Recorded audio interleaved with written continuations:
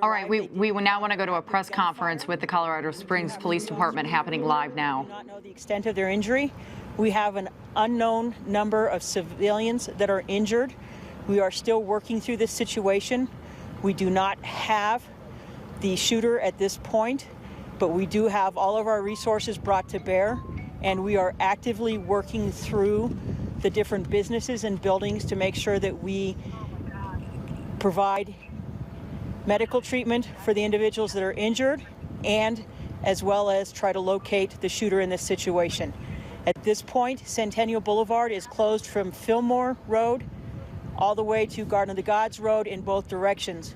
We ask that if there are people in this area that are getting this information in regards to the news media, that they shelter in place, either at the businesses to the south of the Planned Parenthood or in the actual business or just to the north of that.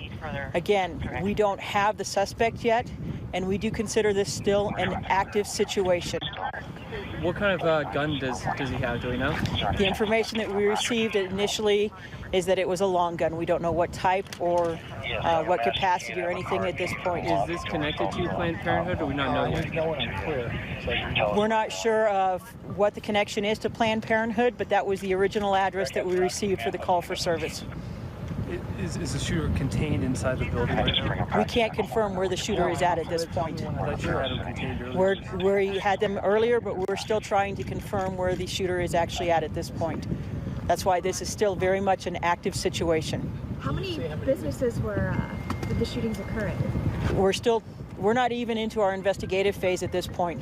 The phase that we're into right now is that we are trying to provide emergency medical services to anyone that was injured, and we're trying to make sure that we have contained or that we can find the shooter. Any fatalities? At this point, I can't confirm any of that. Only one shooter? Again, at this point, we had information that there could be a second one. We always plan and train for additional one. Can you say how many victims had actually been transported yet? I do not know how many have been transported at this point. Do we know, has the gunman been wounded? I don't know. Are there any numbers of personnel that you guys have out here now between PD and fire and sheriff? We have brought between us, the El Paso County Sheriff's Office, and the surrounding departments, including the State Patrol, we have brought all of our resources to bear in order to address this situation. Have you had officers inside the building? I don't know. The question was, is there a possibility of a second shooter? We always plan and train for that, and we don't know whether there is just one or two, but we are addressing it. There's some neighborhoods a little further to, I guess, to the north. Anything being done, any sort of like evacuation? We are not evacuating any of the neighborhoods to the north. We ask that people stay off of Centennial Boulevard because it is closed. Party that's running back and forth in the field by the west side near the quarry. Is there anything else? Okay. Sorry about that. And you said he was contained at one point? We do not know whether he is contained or not at this point. We can't verify. Do we know, are there still what would have been customers in? We do not know whether he is contained or not at this point. We can't verify. There are still people inside of the different businesses. We have put officers and detectives into the different businesses at this point. Is there a possibility of hostages? There is that possibility. There are a lot of possibilities with this scenario.